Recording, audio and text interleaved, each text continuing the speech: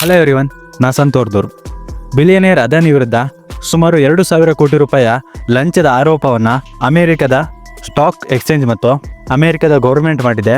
ಪರಿಣಾಮ ಸುಮಾರು ಭಾರತದಲ್ಲಿರ್ತಕ್ಕಂತಹ ಅದಾನಿ ಸ್ಟಾಕ್ಸ್ಗಳು 15-20% ಕೆಳಗೆ ಬಿದ್ದಿವೆ. ಹಿಂದೆ ಹಿಂಡನ್ಬರ್ಗ್ ಕೇಸ್ನಲ್ಲಿ ಒದ್ದಾಡಿದ್ದಂತಹ ಅದಾನಿ ಈಗ ಮತ್ತೆ ಸಂಕಷ್ಟಕ್ಕೆ ಸಿಲುಕಿದ್ದಾರೆ. ಭಾರತದಲ್ಲಿರ್ತಕ್ಕಂತಹ ಅಧಿಕಾರಿಗಳಿಗೆ ಲಂಚವನ್ನು ನೀಡಿದರೆ ಅಮೆರಿಕ ಯಾಕೆ ಅದಾನಿ ವಿರುದ್ಧ ಮಾತಾಡ್ತಾ ಇದೆ? ಈ ವಿಚಾರದಲ್ಲಿ ಅದಾನಿ ಅರೆಸ್ಟ್ ಆಗ್ತಾರಾ? ಅಷ್ಟಕ್ಕೂ ಅದಾನಿ ಯಾಕೆ ಲಂಚವನ್ನು ನೀಡಿದ್ರು ಅನ್ನುವಂತಹ ಕೆಲವು ವಿಚಾರಗಳ ಬಗ್ಗೆ ಈ ವಿಡಿಯೋದಲ್ಲಿ ತಿಳ್ಕೊಳ್ತಾ ಹೋಗೋಣ. ಅದಕ್ಕಿಂತ ಮುಂಚೆ ನೀವಿನ್ನು ನಮ್ಮ ಚಾನಲ್ಗೆ ಸಬ್ಸ್ಕ್ರೈಬ್ ಆಗಿಲ್ಲ ಅಂದರೆ ಈಗಲೇ ಸಬ್ಸ್ಕ್ರೈಬ್ ಆಗಿ.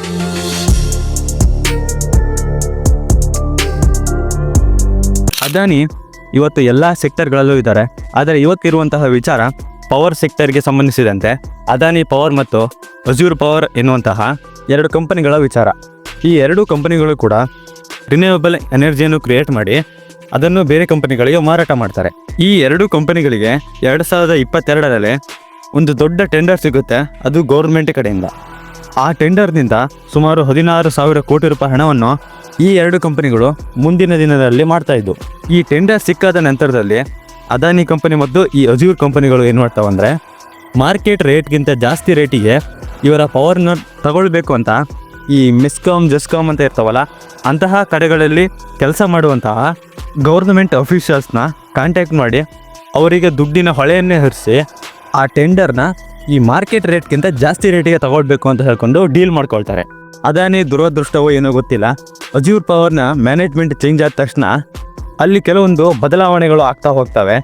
ಇದೇ ಕಾರಣಕ್ಕೆ US ಸ್ಟಾಕ್ ಎಕ್ಸ್ಚೇಂಜ್ಗೆ ಈ 2,000 ಕೋಟಿಯ ಲಂಚದ ಆರೋಪ ಗೊತ್ತಾಗುತ್ತೆ.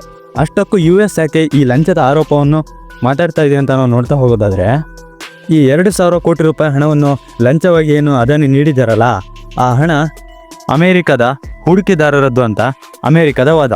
ಹಾಗಂದರೆ ಈ ಅಜ್ಯೂರ್ ಪವರ್ ಇದೆಯಲ್ಲ, ಇದು ಮೂಲತಃ ಅಮೇರಿಕದಲ್ಲಿ ರಿಜಿಸ್ಟರ್ ಆದಂತಹ ಕಂಪನಿ. ಅದಾನಿ ಸ್ಟಾಕ್ಸ್ಗಳು ಅಮೇರಿಕದಲ್ಲಿ ರಿಜಿಸ್ಟರ್ ಆಗಿವೆ. ಸುಮಾರು $715 ಮಿಲಿಯನ್ ಹಣವನ್ನು ಅಮೇರಿಕದ ಹೂಡಿಕೆದಾರರಿಂದ ಪಡ್ಕೊಂಡಿದ್ದಾರೆ. ಆ ಹಣವನ್ನು ಏನು ಮಾಡಿದ್ದಾರೆ ಅಂದರೆ, ಈ 2,000 ಕೋಟಿ ಲಂಚವನ್ನು ನೀಡಿದ್ದಾರಲ್ಲ, ಆ ಹಣಕ್ಕೆ ಬಳಸ್ಕೊಂಡಿದ್ದಾರೆ ಅಂತ ಹೇಳ್ಕೊಂಡು ಅಮೇರಿಕ ವಾದ ಮಾಡ್ತಾ ಇದೆ.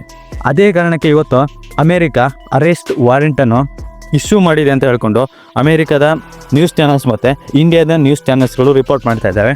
ಆದರೆ ಇಲ್ಲಿವರೆಗೂ ಕೂಡ ಯಾವುದೇ ರೀತಿಯಾದಂತಹ ಅರೆಸ್ಟ್ ವಾರೆಂಟನ್ನು ಇಶ್ಯೂ ಮಾಡಿಲ್ಲ.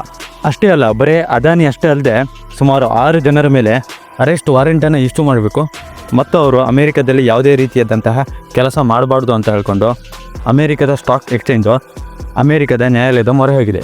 ಇದರ ಪರಿಣಾಮ ಭಾರತದಲ್ಲಿರ್ತಕ್ಕಂತಹ ಸ್ಟಾಕ್ ಮಾರ್ಕೆಟ್ನಲ್ಲಿ ದೊಡ್ಡ ಪರಿಣಾಮ ಬೀರಿದೆ ಅಂತಲೇ ಹೇಳ್ಬೋದು.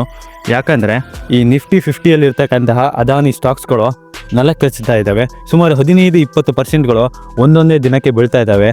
ಮೊದಲೇ ಕುಸಿತಾ ಇದ್ದಂತಹ ಮಾರ್ಕೆಟ್ಗೆ ಈಗ ಮತ್ತೆ ಕುಸಿತ ಕಾಣೋದಕ್ಕೆ ಒಂದು ರೀಸನ್ ಸಿಕ್ಕಂತಾಗಿದೆ ಅಂತಲೇ ಹೇಳ್ಬೋದು.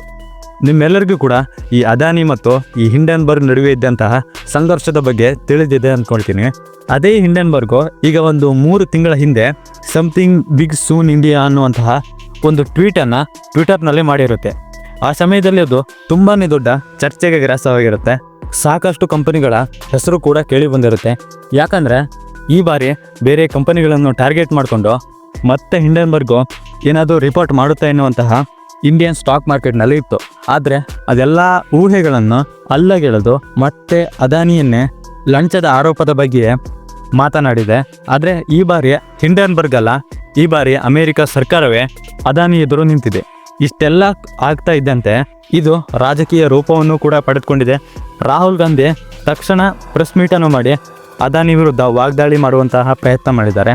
ಈ ಲಂಚದ ಆರೋಪದಲ್ಲಿ ಸಾಕಷ್ಟು ಜನ ರಾಜಕಾರಣಿಗಳ ಹೆಸರು ಕೇಳಿ ಬರ್ತಾ ಇದೆ.